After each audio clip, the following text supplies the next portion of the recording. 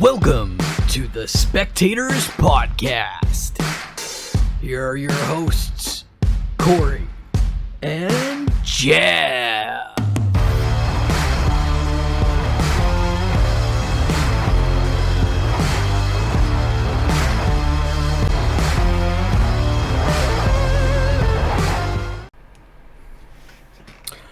Welcome, spectators.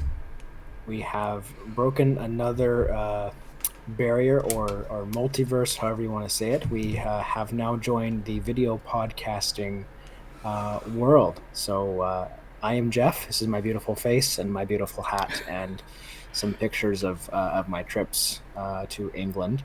And to my mic adjacent, and you can finally see now why I say beautifully bearded friend. So my beautifully bearded friend, Corey. How are you?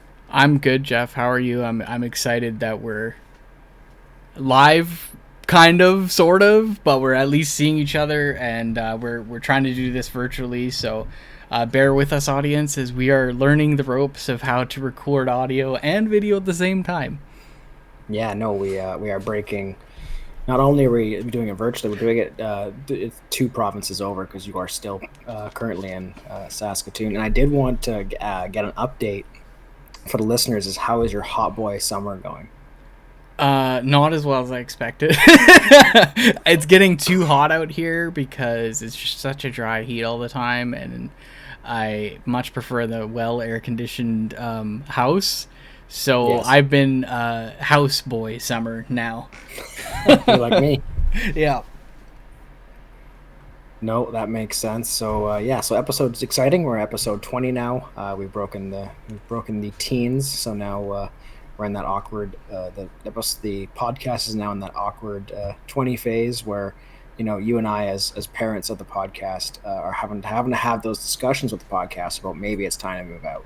Maybe you should go get a job and not be bumming off of you and I. So, you know, you and I are still having those discussions though with the podcast. Yeah, we certainly are, and you know, I think we'll have one more episode, and our podcast will be able to trail off to the U.S. and start drinking on its own. So it's going to be an interesting conversation after that. I'm a little scared. I'll have to do some harm reduction, and just how to drink safely in the U.S. and don't go buying any weapons while they're down there. And so as fun as we're having in our new landscape of video podcasting, unfortunately, to begin our podcast, we are going to have some pretty somber conversations as the sporting world this week hasn't been fantastic, specifically related to Hockey Canada and what's going on there. But as I showed you today, equally, maybe more shocking news came from Gymnastics Canada, in the sense that over 500 gymnasts sent an open letter to the Minister of Sport here in Canada to request, it looks like a third or fourth time, for the Canadian government to do an equal investigation into Gymnastics Canada. So the history around this is apparently they've been asking for this for a few years now. They've approached Gymnastics Canada to do it. They haven't done it. They did privately write to their ministers, all of the gymnasts. Nothing happened. And then what really sparked it for Gymnastics Canada this time around is that in London, Ontario, a gymnastics teacher has now been arrested for sexually assaulting a 7-year-old. So Gymnastics Canada is, the 500 athletes that are associated with Gymnastics Canada are now asking the federal government to treat the situation as equal as what's been happening with Hockey Canada. So not fantastic news, pretty deplorable, especially since we all know what happened with Larry Nassar in the U.S. gymnastics program. And that was, 2-3 years ago that we all really had a good understanding of what was going on with the U.S. gymnastics program. And now it's happened here in Canada. Yeah, I don't know what it is about sports lately, but there seems to have been too many things in different leagues that have just been going on, and Yeah. like you said when you started the episode today, just a not a good situation in sports, and so many sad news coming out. So No, and just to me, like, yeah, there's many levels of anger. Like, there's many emotion, anger, frustration, just like disbelief, right? Yeah. Like, you wouldn't think that these organizations who are in charge of, taking care of children, keeping them safe, teaching them sports, and just like, as a parent, like, this is just, it's horrifying to me, right? Because I want to put my kids in sports, right? Because I went through sports, and I know what good it can do. But now, with everything that's coming out with gymnastics, with hockey, which we'll dive into in a minute, and even Soccer Canada, like, Soccer Canada hasn't really had any sexual assault allegations to my knowledge, but they're not run very well. And I know, locally here in Vancouver, the Vancouver Whitecaps, the female side, they've had a few sexual assault scandals as well, where a coach was let go, and I believe he's under criminal investigation as well. So, yeah, I mean, before I put my final thoughts on this whole topic, I think it's important to dive into what have also discovered further about Hockey Canada. And I think, for me, like, I was pretty dejected about the situation, and what we were seeing, and the fact that really they didn't have an HR section in Hockey Canada. They basically like have had 2 to 3 sexual assault allegations come every year since, I think they said 2016 or something like that. I mean, one is too many in ever, right? And then it was discovered today that Hockey Canada has been using registration money. There's a surplus there. They earmarked it. Yeah, I can do quotes now because we're on video. I don't have to say it. I guess that we are doing audio version too, so I am putting air quotes here on the audio side. They earmarked it for injuries that to kids or young youth that got hurt. However, they had about a $15 million surplus at one point, and that money was being used to pay sexual assault allegation settlements, which, again, like, is just like, you and me both went through minor hockey, right, here in Canada. That means that during our time, when our parents were paying for us to go play hockey, like, that money could have been used for a settlement, which is, to me, is just awful. I mean, awful is not the appropriate word to say. It's deplorable. It's it puts me at a loss for words, to be honest. Like, just the whole situation with what happened. It was in Sweden, right? What happened, and all of that. But then all of these things been coming out, and more we're hearing all these companies, bashing Hockey Canada, which is not wrong, and starting to pull themselves away from the organization, but then finding out that the organization isn't even really run properly. They don't have an HR. They don't really have leadership. Like, I think you were telling me before, the guy who runs Hockey Canada has a separate job, or no, he has a full job. That was Soccer Canada, so I'm mixing it up. But still, not really very good for Soccer Canada. No, not very good for Soccer Canada. But yeah, I mean, not having an HR alone is, I mean, how do you do that? And then finding out this about the money, the registration fees, all of that really just being an insurance fund, really, for anything that, any harassment, sexual harassment claims or anything to cover their ass, really, if they get in any trouble, which is crazy. So now it's come out that Hockey Canada funds are way overpriced. They're definitely, you're paying more to cover your butt, really, to cover their butt, really. Well, I think what is so deplorable is like just the lack of humanity, right? Like, they've been fielding these sexual assault allegations for years, and it's just like, okay, let's just throw some money at it and move on. Like this is like, as you can see from the news coverage, right? Because we just mentioned that the Gymnastics Canada thing, they've been trying for years to get any kind of attention, and they haven't, right? Since this came out, it's been covered by the media all over Canada, right? Globe Mail, Global BC, and Global Nationally, CTV, CBC, they're all covering it, right? And yeah, like it's an institution in Canada. Like I mean, like we're both Canadian, and I'm like, the one of the main things we talk about in this podcast is hockey, right? Because you and I have grown up with it, and it is an institution in Canada, and like I think it has sent, reasonably has sent shockwaves through the country. Mm-hmm. I think it should have. I mean, even Prime Minister Trudeau mentioned how deplorable this is, right? It's a little bit shocking that Gymnastics Canada didn't get the same attention. I mean, there's equal problems going on there, but I think for me, that's the piece about that is so difficult to really fathom. Is just it's just the lack of humanity. Like it's just like whatever. Like even with this, the whole thing that brought us up was that incident in 2018. It was like, okay, we'll do an investigation, and you can participate if you want. It's like, what the hell is that? Like, playing for Hockey Canada should be an absolute privilege.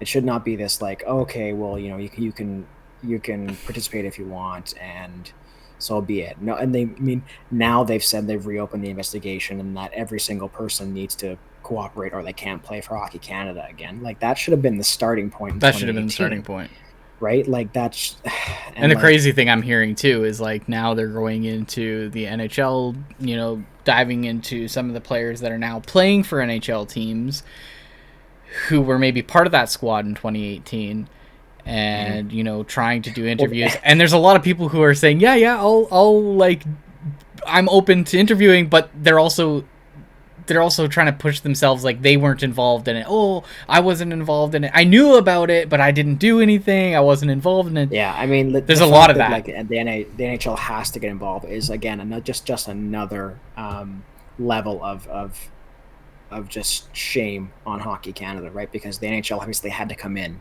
and say like, what the hell is going on here? Like, why didn't we know about this? Because like we didn't find out about this until the settlement was reached a few weeks ago, right? Yeah. No one had knowledge of this, of course, other than the young men that did this and the victim here.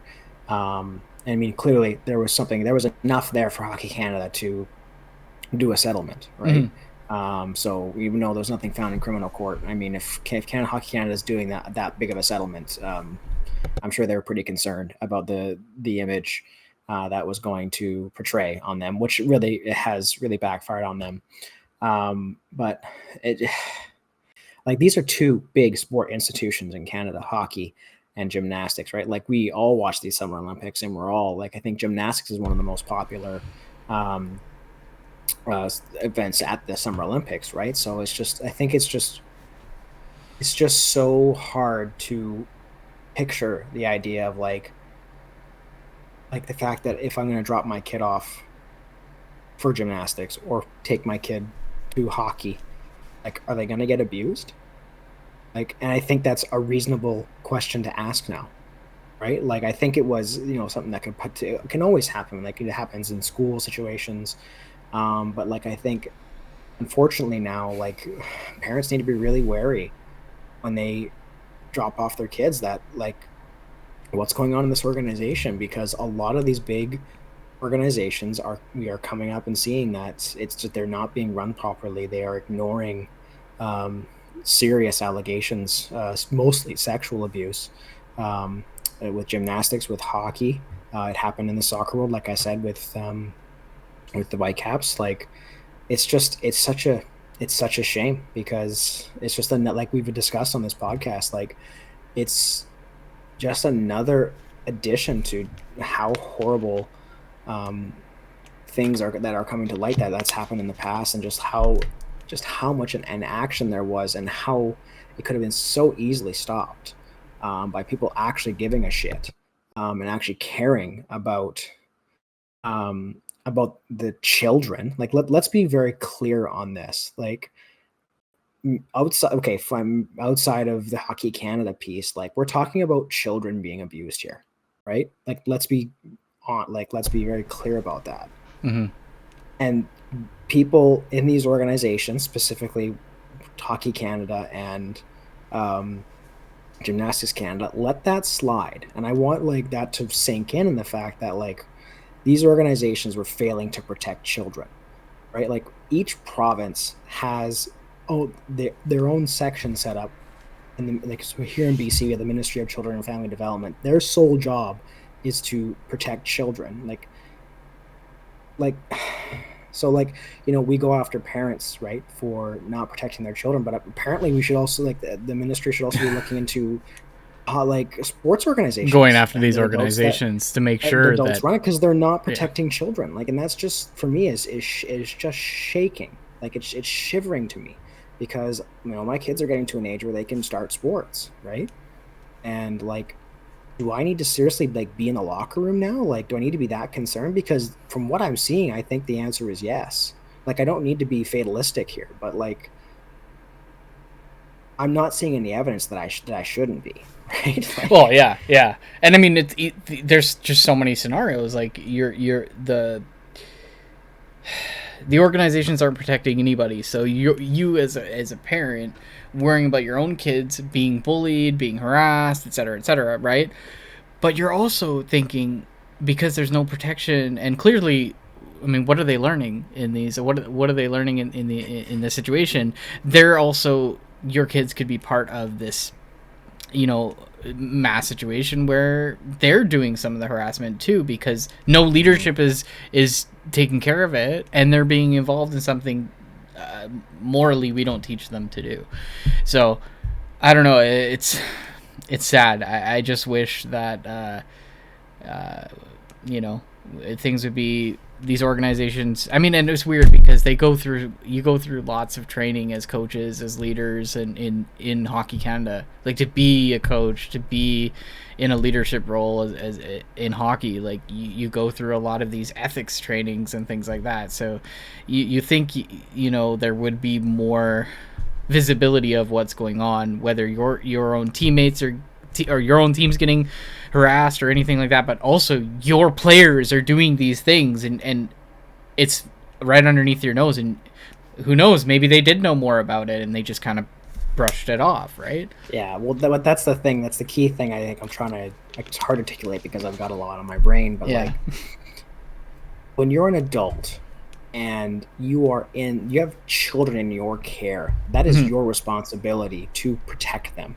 Yes, kids are going to be mean to each other. Like, I'm not sitting here and saying that harassment doesn't exist in sports. Of course it does. People are terrible to each other. Children are horrible to each other. I'm sure you had the same experience in minor hockey where kids bullied each other, right? That's just, that happens. But it's the adult's responsibility to make sure if it goes across a certain line, i.e. like physical, like, there is harassment in sports, but if it gets a little extreme, the adults need to step in and show what it's like to be an adult and show that there's safety for these children, right? Like, I think that's just what's really hitting me. Is just like there's just this lack of just care and responsibility to the children who are participating in these sports, right? Like, I don't know how old the woman was in this case with Hockey Canada, but like, if it was a World Junior Gala, it was in 2018. Like, those kids were all under the age of 19. Like, so that was children. Like, what? Like, why were they why were they allowed to be like have that much freedom, right? Like who was watching these kids? They're still children, right? Like, yes, they're 18, fine, but like, why are they able? Like, why are they free roaming?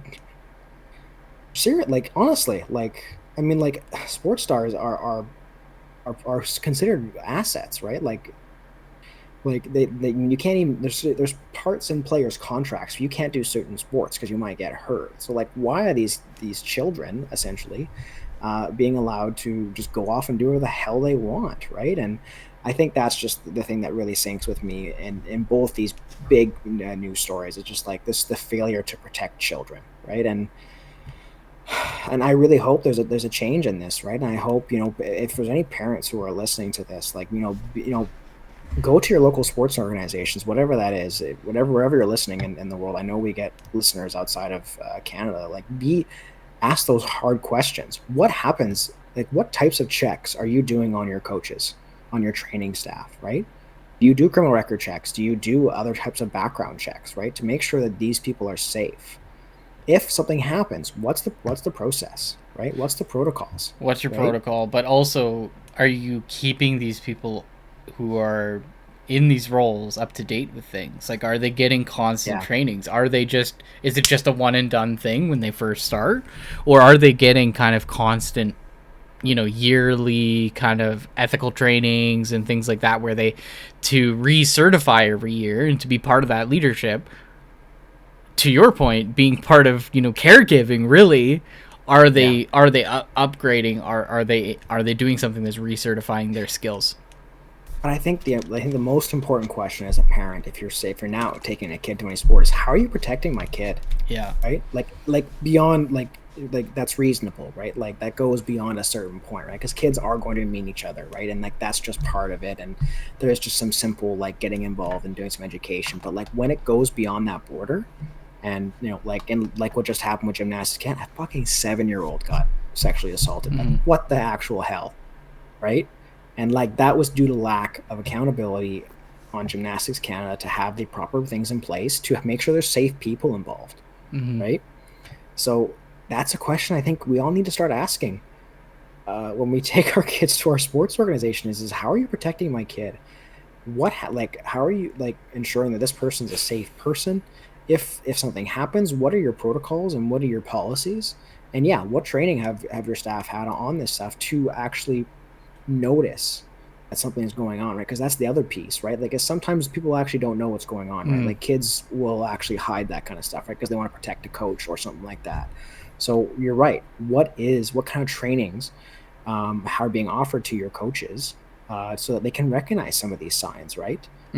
Because coaches can be an asset to child protection, right? Because they know it, like they see these kids every day. Like there's tons of coaches and from sports organizations that call in to the government and say like, I'm noticing that what this kid's concerning. You probably should look into it, right? So they can be an asset. So I want to ensure that those coaches are the ones that are looking after my kids and everyone's kids out there, right? Not these people that are abusing 7-year-olds and or letting a bunch of 18-year-olds go out and drink and rape a woman, right? Right, exactly. So, and to in your case here, as a parent, would you feel more comfortable knowing what the coaches were doing for training, right? Would you feel more comfortable if you knew that yearly they're doing ethical training, yearly they're doing leadership training, maybe they're even doing something like crisis management, something where something might happen and they're being able to take care of a bad situation that might get out of hand? Like, would you feel comfortable as a parent knowing that, okay, these are what the coaches need to be certified and they're up to date every year? Well, I think they need some child welfare training too, like some basic stuff that a child welfare worker, like no, obviously on the same scale because their job isn't to investigate child maltreatment. However, like signs to know what's going on, right? Because a lot of these times, we hear these cases like 10, 15 years down the road, like what happened with, actually close to what happened with Jake Vertanen that we're seeing as well. Another unfortunate situation, which that's a whole other level of the defense lawyer asked the accuser the night of the incident why she didn't make up some sort of excuse like she had a yeast infection so she could leave, right? So and then she smartly responded saying, I thought no was enough. So that's a bit of a picture to why you don't see a lot of women come forward with their sexual assault allegations, because that's the kind of line of questioning they get, right? And it's a beyond a reasonable doubt. I mean, we don't want to dive into the legal system here, but it's a beyond a reasonable doubt system, and I do think there needs to be some sort of evaluation when it comes to sexual assaults. I mean, usually you see it go through the civil system because it's a bit less of a burden. But however, it's just been a bit of a somber week when it comes to sports and the behavior of people who are in the positions to protect our children and teach them sport. And it's been absolutely shocking, unfathomable, and just not right. And I do hope. I would listen to the news today, and they said They don't even know if Hockey Canada is going to survive. Like they might have to completely tear it down and rebrand and which I think is appropriate from just the severe lack of leadership and accountability that we've seen. But yeah, not a great week for sports in Canada, that's for sure. No, not really, and it's just been. I mean, there's more areas where we can talk about it, but definitely sad week and somber area. But I mean, yeah, let's hope that with some of these things that these brands are doing, pulling themselves away, there's more allegations and things coming out that we find out Hockey Canada moves in the right direction, whether it's Hockey Canada or it's a rebranded structure of it and there's more leadership, and let's hope it moves in the right direction and creates a safe environment for kids, because like you said in the beginning, how important is hockey to Canadians? Like it's such a part of growing up, being part of a team, having that camaraderie with your team.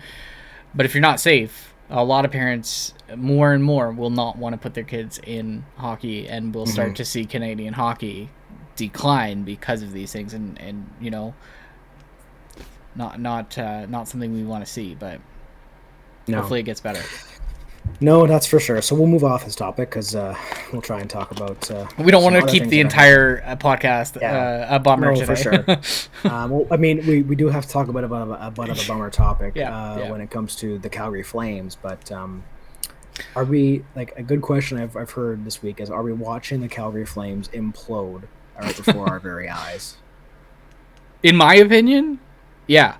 I read something really funny the other day, and it was not only in 2000, a couple of years ago, so 2020, 2021, when the Calgary Flames pulled a majority of the Canucks players, including their, including Markstrom and Tanev, just to name a couple of them. They also pulled the Canucks curse with them. They took the Canucks curse with them, and that's what I'm seeing. And it's almost it's eerily true, honestly, because Calgary's. We saw Goudreau, as we talked about in our last episode. We saw him walk away from Calgary really for less money and less term than Calgary had originally offered him. He wanted out. And it's not that they didn't have a chance to sign him or anything. He wanted to be closer to his family, wanted to be in the States. A lot of players they're kind of using this as an excuse, because we do see a lot of American players stay in Canada for quite a long time and have no problem with it.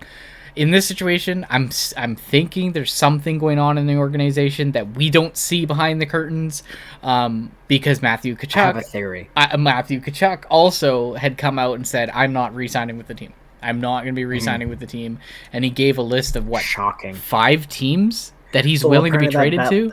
Apparently, that list isn't completely accurate. It can't be, yeah. Because you got to think Ottawa's in there, right?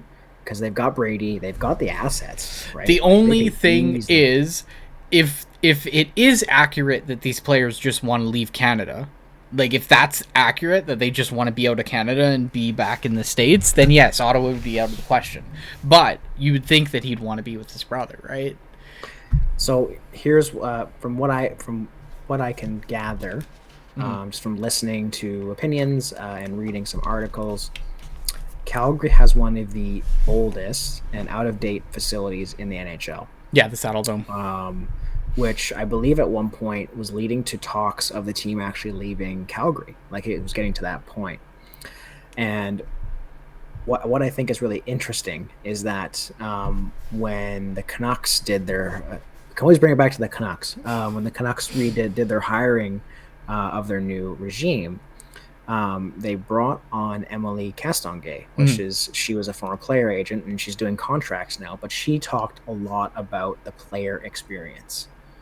Making sure when a player comes into the organization, they feel valued and they feel like the facilities and the assets they have, what the team has, can make them a better player.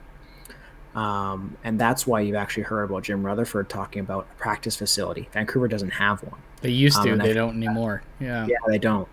And I think it's been a big point of a contention for some players, because it's just they have to go to they stay at Rogers Arena or they go to 8 rinks. They sometimes go to UBC. So like they don't have a solid practice facility, right?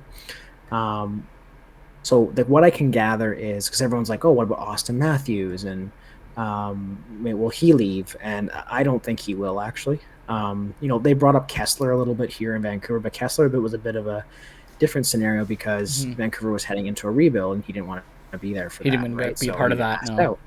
And I think it's definitely fair to say that the scrutiny in Canada is higher in some areas, right? There's still there's New York, there is Minnesota, there is Detroit. Like those are pretty hockey hotbeds, right? Like so, you can't just go anywhere in the states and not face the same scrutiny. That's just not true. There are certainly hockey crazy states out there as well.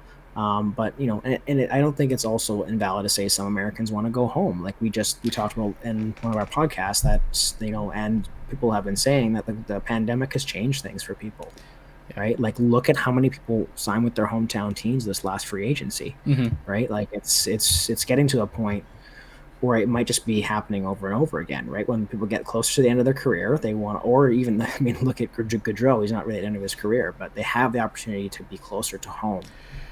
It's almost that point of with Gaudreau's situation, and I guess Tkachuk would probably fit in that situation too. When they finally have their own choice to go and they hit that free agency, all right, let's take it. They're finally given an opportunity to leave. Well, and I think the main point I was trying to bring up, I got the one on the side of a tangent, is that I think what's going to affect Calgary moving forward, and we're seeing it, I think, is affecting them now, minus Gaudreau. I think Gaudreau really had a passion to go home, is the fact that they have outdated facilities, right? And I think that's, as a player, especially someone like Gaudreau, Tkachuk, he's like, you know what, like ownership's not really putting up the money to get better facilities, because they're not. Like they're still battling with the city of Calgary for the city to pay for a rink, and that's a whole other conversation about funding of sports buildings in cities.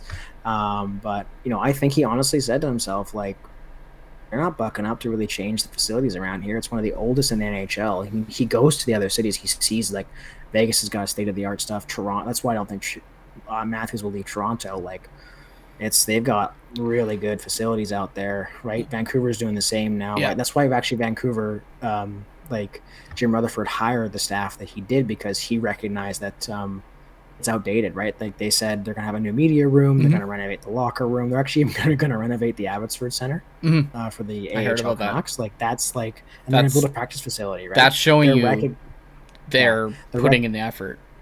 They're recognizing that that's a key issue for players, right? Because they want the player experience to be better. So I think that's actually what's really hurting Calgary, to be honest. Because they were gonna sounds like they're gonna offer. Really, they would have offered Tkachuk probably what he wanted, because for sure Gaudreau left. Yep. Right, so they had the money. I don't think money or term was the issue for Calgary. It was just, I think Tkachuk was like, I don't really see a lot of improvement here when it comes to the facilities. So I'm going to go somewhere where A, I can be happy, and B, like the facilities are really nice, right? Because I think that's, as like more and more you see the new type of generation of player, it's like, okay, like what's in it for me, which I don't think is that bad. It can get kind of crappy sometimes, but I don't think it's unreasonable to say, like, if I'm going to sign somewhere for 8 years, like I want to make sure I'm happy, because that's a majority of my career. When that contract ends, I'm not going to get the same amount of money. It's a long time, and I'm heading into my prime, so I want to make sure, like, I have like available to like as much staff as possible when it comes to like medical and physio and things like that. I have really good facilities. So I think that's like, I think a conversation that hasn't really been had a lot. I think a lot of people are just like sort of catastrophizing and saying like, "Oh, all American players want to leave Canada." I wouldn't go that far. Like, there's definitely I don't think that's fully untrue, but I don't think that's the driving force for a lot of American players to leave Canada, because there's lots of American players that stay, right? Like, and there's a lot of Americans players who want to come to Canadian teams. There are situations like that. One of the things I was going to say too is,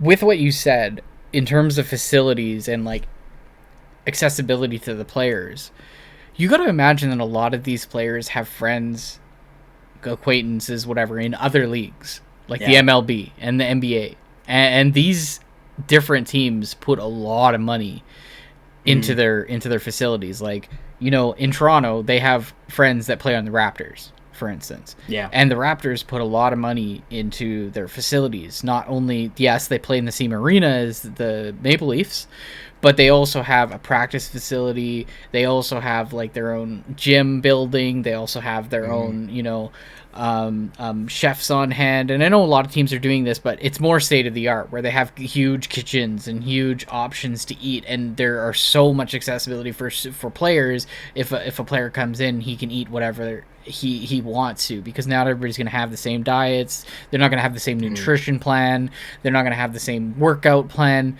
So I think when players see that, and they see it in other leagues, they think, oh man, like I should be getting this. And now we're starting to see it more and more come into the NHL with other teams.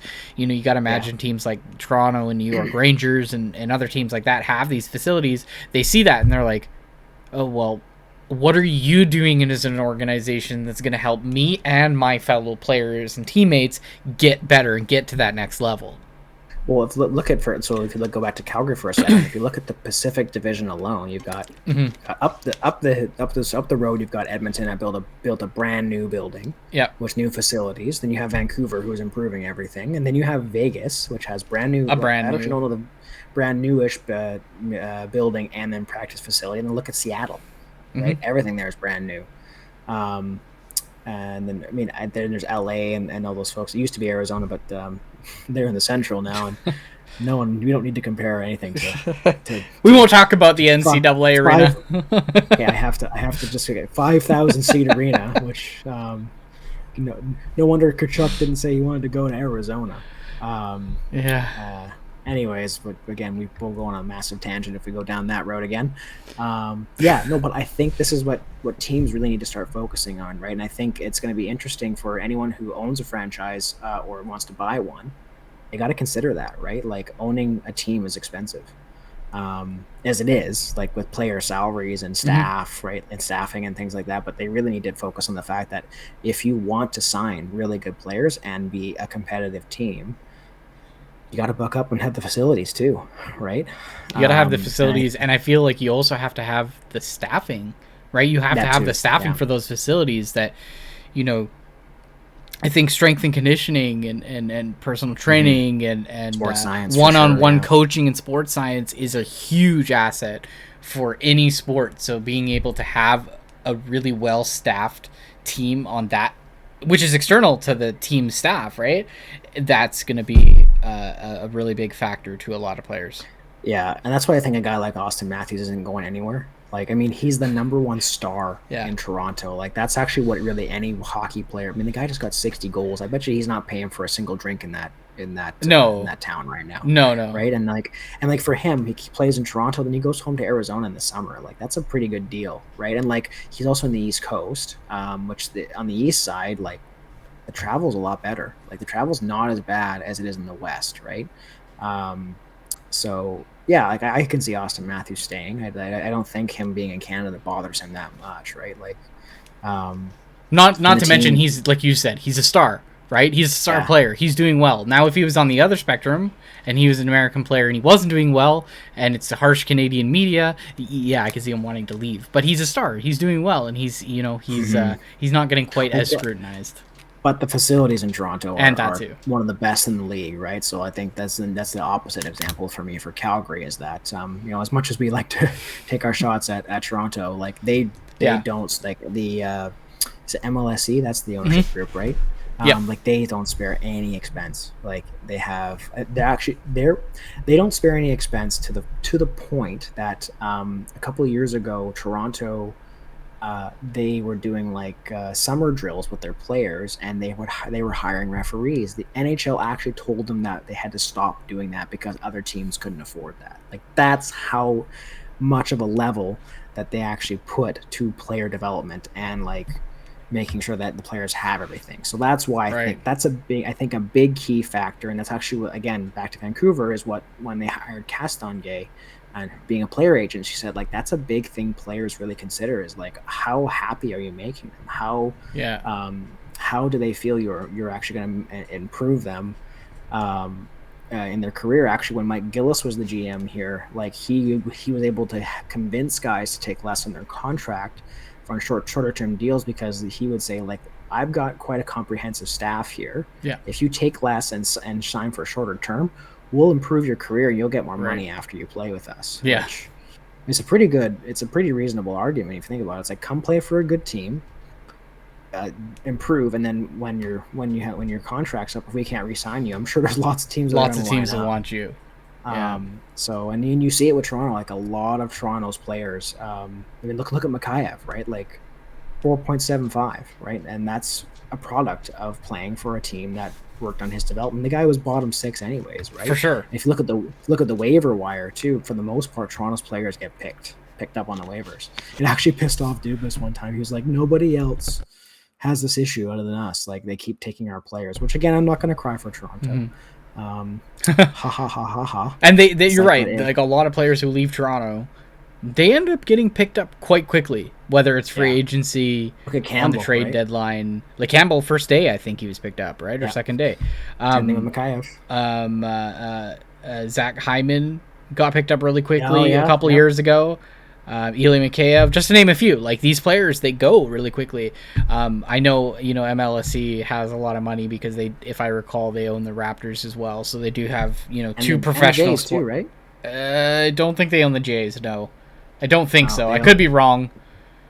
I could be wrong. The Toronto FC too, and they own the Toronto FC. So they've got a lot of money coming in that city, right? Whereas, a lot of other teams like Calgary, they only own Calgary. They also have to compete with Edmonton. Vancouver only owns the Canucks. But, I think it makes a difference. You're right. I mean, you go into these other arenas, and that's the biggest thing. You go into these other arenas, like you said, you named a couple, like Seattle and Vegas, being two brand new teams. Of course, it's easier for them. They have brand new arenas, they have brand new teams, but they knew right from the get-go. And I guess I should correct myself, because Seattle's arena is not new. It's not new by any point. It was just revamped, and they did a really good job of re-renovating that place, right? It's not. It used to be. It used to be the Seattle Sonics arena, KeyBank Arena or something many years ago, and they renamed it as Climate Pledge Arena. But they did a lot of renovation. I remember that. That was the debate. They basically do they just build a new arena, or do they just revamp? I think really what they did, and I think it was a smart decision, they really just kept the foundation and built within the foundation rather than tearing it down and rebuilding from scratch.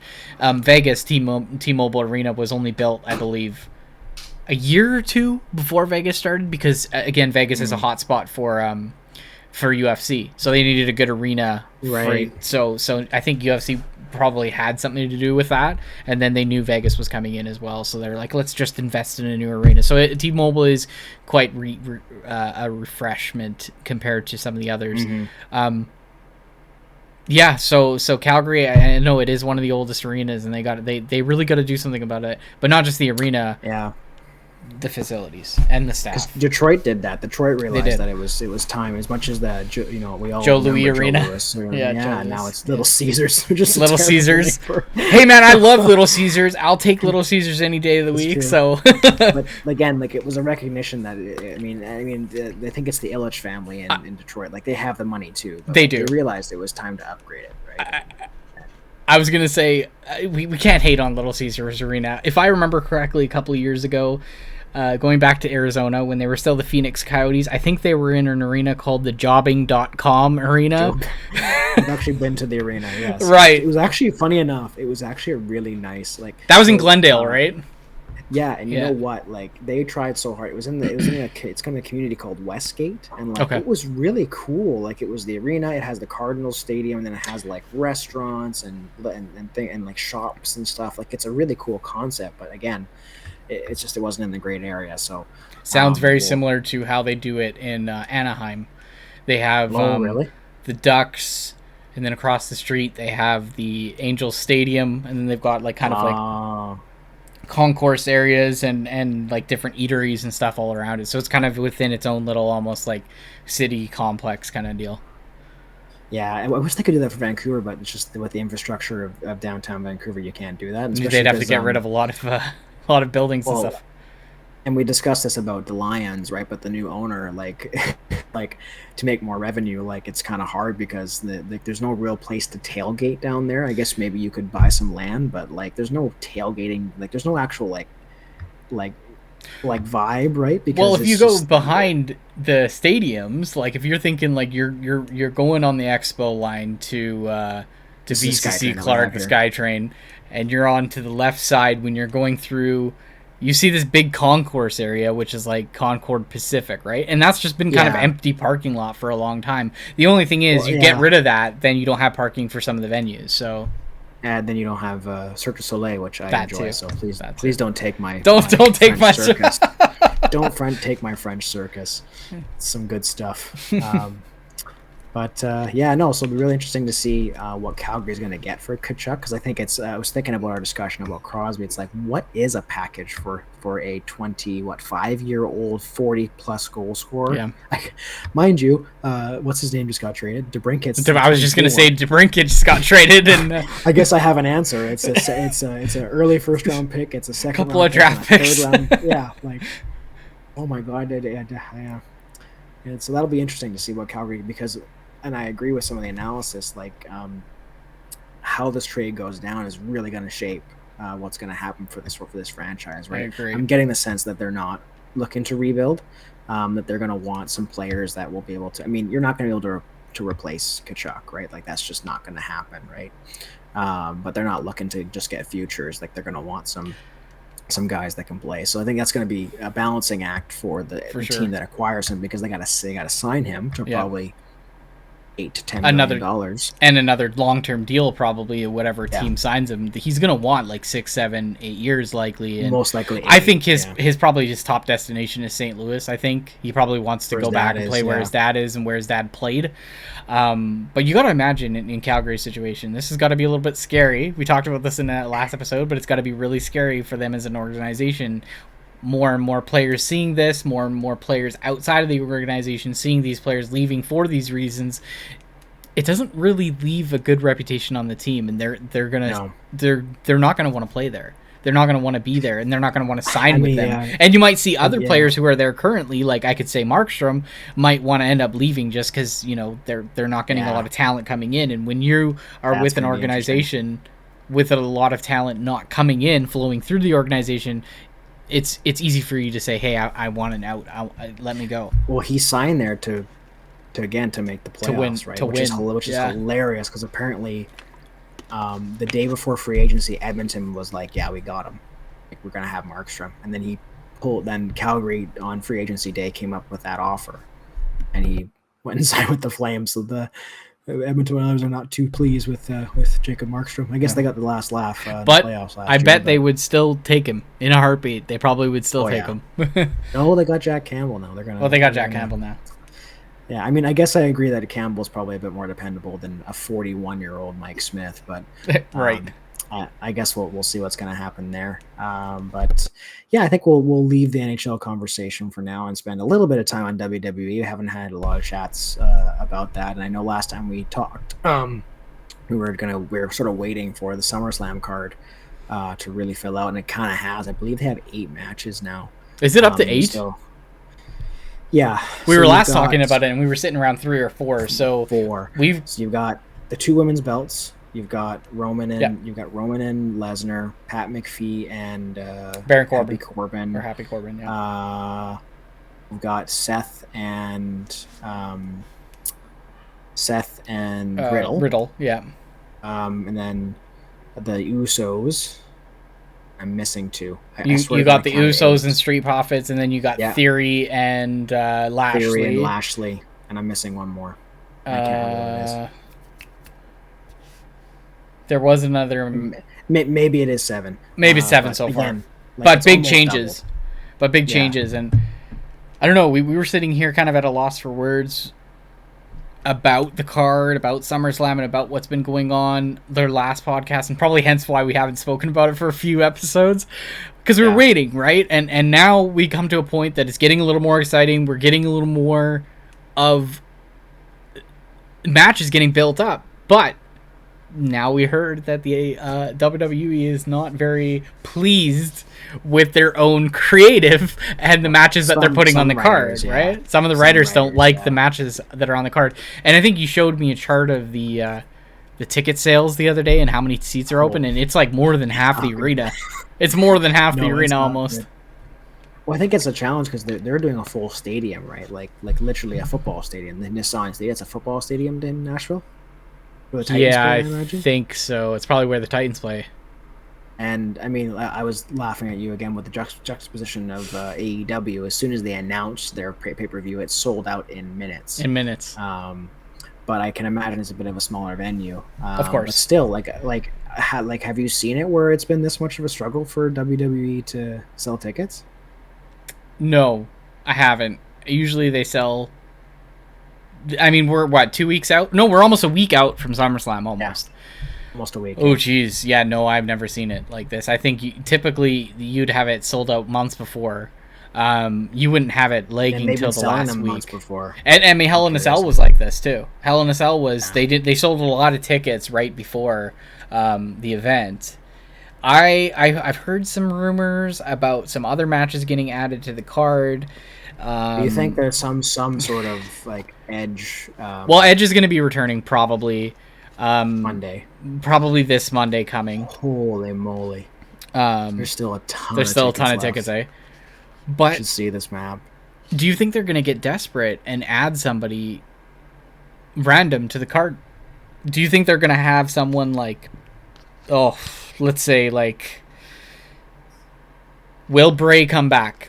Will Goldberg come back for a match? Like something like that. Apparently he's still under contract. He is under contract. He's apparently under contract. He would go to AEW. Correct.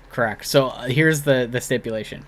He's under contract with the WWE, but he has fulfilled his match quantity on that contract. So they signed him for a certain deal. I think they do this with Brock too. So you have to fight this many fights and then you're contractually obligated to do this much, and then we can renegotiate after that. Now Goldberg, he's still apparently on contract somehow. He has fulfilled the matches, but he said in an interview the other day that he expects WWE will probably call soon, and he's ready to pick up the call. So I guess that means he's probably pretty loyal to Vince, to WWE, and he wants to stay in WWE, which surprises me because I would have figured he would go to AEW.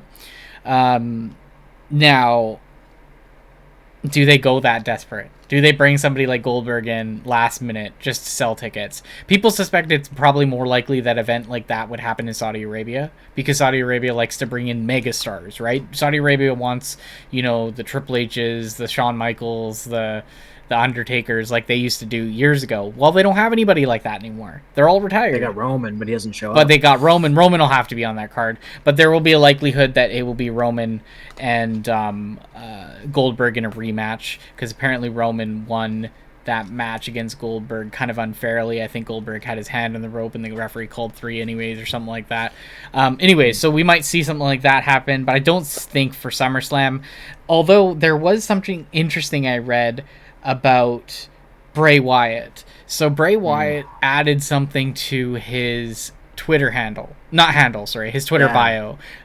He put a comment about like, go after it, kid, like you still got it, or something like that. And he had in that quoted VKM, which stands for Vincent Kennedy McMahon.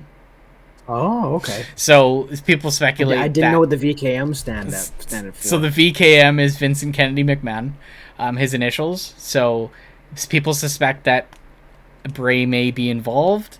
There's also a lot of talk about, with Edge coming back, him and Bray may be in a faction together, and that's why we have those very like eerie style vignettes that Edge has been doing. We know it's Edge. We know at this point these are for Edge because of all of the little signs in it. Yeah. But the eeriness of it really screams Bray. So maybe somehow Bray has gotten in the head of Edge and somehow they tag together. I don't know. It's possible, but it's just weird that Bray would put that VKM quote on that'd be kind Twitter. Of funny if I just realized that'd be kind of funny if he did end up like going with Bray, because didn't he get booted out of Judgment Day because he didn't want to go like weird? Yeah. So what was it? He didn't want to go Ghosty? supernatural. That's what it was. And isn't that what Bray is? Bray, well, I wouldn't say he's The Fiends, supernatural, but the Fiend kind of was, but I think he was more like demonistic, maybe, would be what you'd say. But I think you were saying it to me, and I did read about this as well. Like, their plan is to have Edge come back as, like, Rated R Superstar. So, like, where he was, like, his most... merchandise and everything. Right, exactly. So the most famous...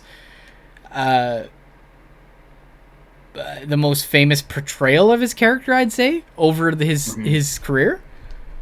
So, yeah, in that case, I mean, that doesn't really fit that Bray-esque kind of movement, right? Bray has two kind of personas, Bray Wyatt and the Fiend, and Bray Wyatt was a little bit of like kind of a creepy southerner when he first came in, that kind of like was like I kind of, how do I explain it? You should watch some videos of like his original character in WWE. He had like the Wyatt family, and they were kind of like a creepy southern family in the boondocks. Maybe you could even say like pull something right out of Texas Chainsaw Massacre kind of idea, right? Like kind of creepy, okay.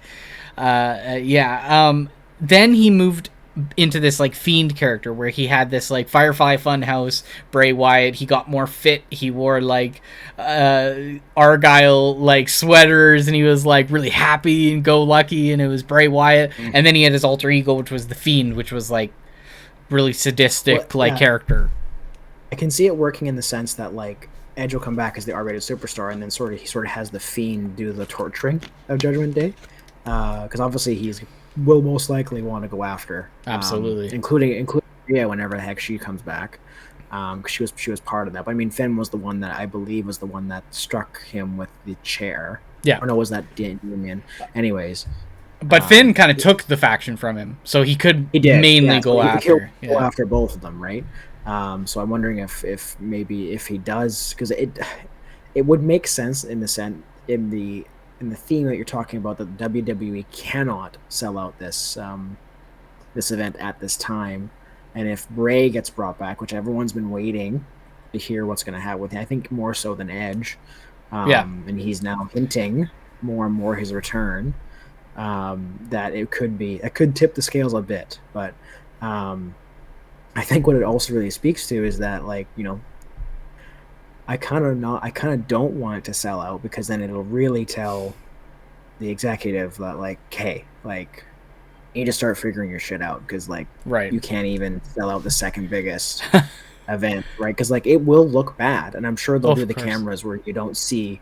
But actually, now that I'm looking at it, every single spot, every single part is for sale right now. There's no sold out sections. Like, every single part is available. So no matter where your camera is facing, you'll see empty seats. Yeah, it could change if they bring in Edge, and because I mean, I think it's pretty clear they're going to add Edge versus Judgment Day in some facet, some capacity, right. And then probably maybe with Mysterio and Dominic, but I think it would make sense for Bray to join, but again, it seems pretty unclear what's going to happen with Bray. But if the creative really wants to get their shit together, they go with the route of they've got a perfect opportunity here.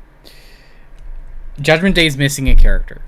Rhea's gone, right? I don't know if Rhea really makes sense to fit back into that faction right now.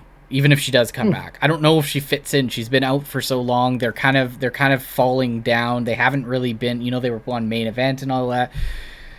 Let's say she does come back, but we just don't know timeline right now. So, in this case, you have a perfect opportunity. You have a spot to fill. This is supposed to be a trio faction.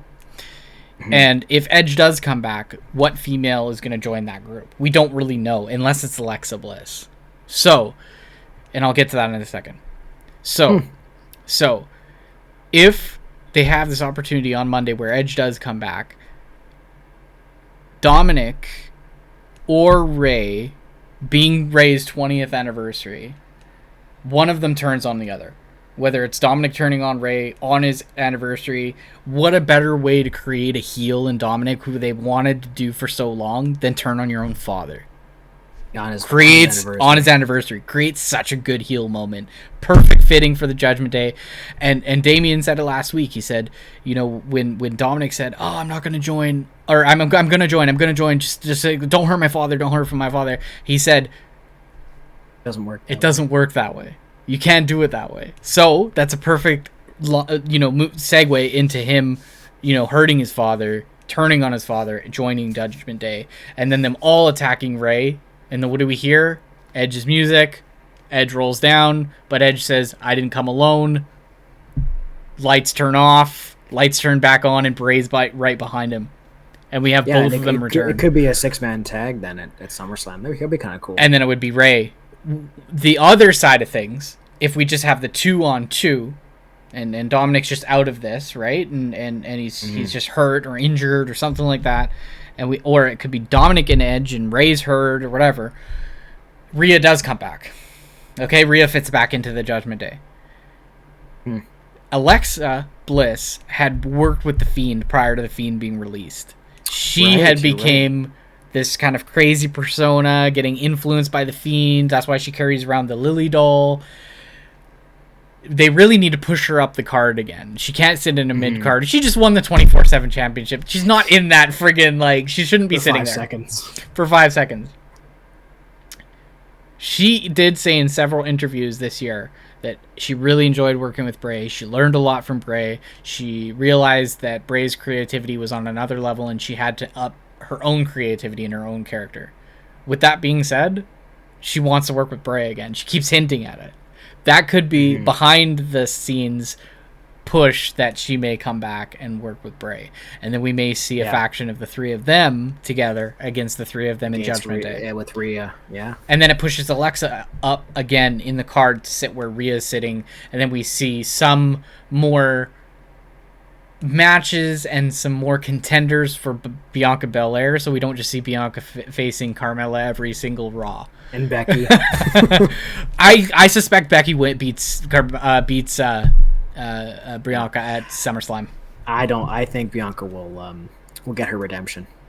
So yeah, it is kind of a redemption story yeah. Almost like she lost in 26 seconds again, but you know, Becky, I feel like Becky will win by some sort of like cheating. Something will happen, and she might take the title from Bianca. I'm not sure, but I think they're saving Bianca for Ripley when she comes back. So we might see Becky hold it for a month or a couple of months when Rhea Ripley comes back, and once Ripley comes back, she might take it back. Maybe she injures Bianca. Yeah, I didn't even think about that. She injures Bianca. Next pay-per-view is not till Clash at the Castle. So exactly. You want Bianca. You want Ripley there. Like, I think she's going to be... Because isn't Ripley from New Zealand? She's a Australian? Maybe Australia. But I think she'll be at that card. So I suspect you might end up seeing Becky face Ripley, lose to Ripley, and then Bianca come back and face Ripley for the title. But Ripley's the one who holds it.